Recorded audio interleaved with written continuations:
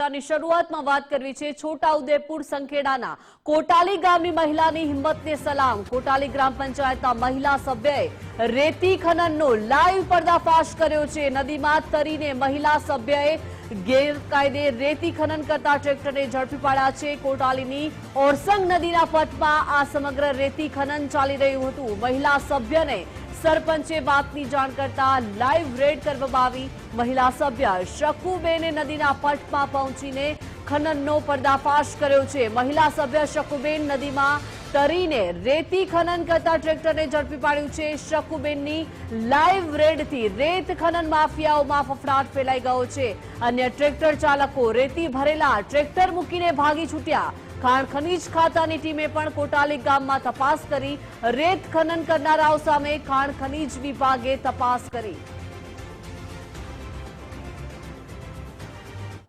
અમે કલેક્ટર સાહેબને વારંવાર વડોદરા જિલ્લામાં આવેદનપત્ર આપી ચૂક્યા છે અને છોટાઉદેપુર અમે જાણ કરી છે વારંવાર। તે છતાં આ મોગરોળના ગુલિયાના લભ્યો આ એમની કોઈ લીઝ ના આવેલી હોય તોય 2 નંબરનું રેતી ખનન કરી રહ્યા છે। આજે 7 થી 8 ટ્રેક્ટર ચાલતા હતા અને મને ખબર પડી એટલે મેં શકુબેન વસાવાને ફોન કર્યો, કોટાલી બેન તમે તાત્કાલિક પહોંચો, આ ટ્રેક્ટર ઉભેલું છે, પાણીમાં બુડી ગયેલું છે અને તરીને જઈને ટ્રેક્ટર પકડી લીધેલું છે અને લોઢો લઈને અને શકુબેનને મા બેન ગારો દીધી છે લભ્યાભાઈ અને એમના બીજા ગુલિયાના છોકરાએ પણ ગારો દીધી। બીજા 20-25 માણસો હતા, મારી નાખવાની ધમકી આપતા હતા પણ ટ્રેક્ટર આ બેને છોડ્યું નથી। પણ મારું એ ખનીજ ખાતાના સાહેબોને એવું કહેવું છે કે અમે આટલી રજૂઆતો કરીએ છીએ તે છતાં કોઈ કાર્યવાહી થતી નથી અને વડોદરાના ખનીજ ખાતું તો એકદમ અને દબાઈ ગયું છે અને કયા કારણસર આ લોકો લીધા અને મોગરોળ નીચે ઉતરી અને આજે પણ તપાસ કરે તો બહુ મોટો રેતીના સ્ટોક મળી આવ્યો છે અને વારંવાર કહેવા છતાં કોઈ આના નિરાકરણ આવતું નથી।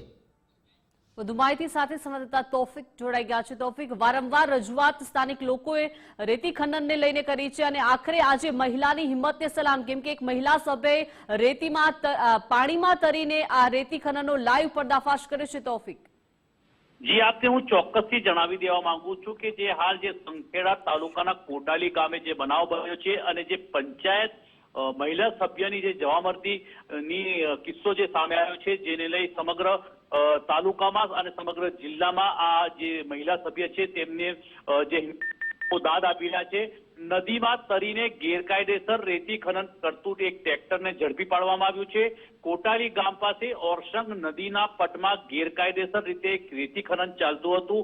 આ બાબતની જાણ થતા સરપંચે ગ્રામ પંચાયત સભ્ય શકુબેન વસાવાને જાણ કરી હતી અને શકુબેન જે છે તે તાત્કાલિક ઘટના સ્થળે પહોંચી ગયા હતા। જ્યારે તે ઘટના સ્થળે પહોંચ્યા ત્યારે ટ્રેક્ટરો જે હતા જે રેતી ખનન માટે ટ્રેક્ટરો જે આવ્યા હતા તેમાં નાસભાગ મચી ગઈ હતી અને એક ટ્રેક્ટર ચાલકને નદીમાં ભાગી જતો હતો તેને ઝડપી પાડવામાં આવ્યું છે। ત્યારે મહિલા સભ્યની નદીમાં તરીને પાછળ ટ્રેક્ટર પકડી પાડવામાં આવ્યું હતું।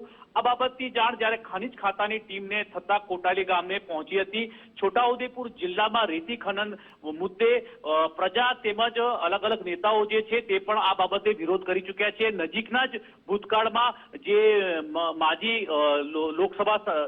જે રાજ્યસભા સાંસદ નારણભાઈ રાઠવાએ પણ છોટાઉદેપુર જિલ્લામાં જે રેતી ખનન મામલે પોતાનો રોષ વ્યક્ત કર્યો હતો અને સીએમને પણ પત્ર લખી અને રેતી ખનન જે છે અને છોટાઉદેપુરમાં લીઝો બંધ કરવા માટે પણ તેઓએ માંગણી કરવામાં આવી છે।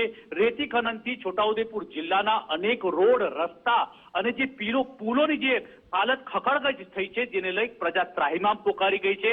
પરંતુ જે તંત્ર છે તે તંત્રના કારણે જ્યારે તેલ રેડાયું હોય તેમ આ જે વાત જે છે તેઓના કાન સુધી પહોંચી શકતી નથી અને રેતી ખનન મામલાને ડામવામાં તંત્ર સરેઆમ નિષ્ફળ નીવડ્યું છે। જી તોફિક, આભાર વિગત સાથે જોડાયા તે બદલ।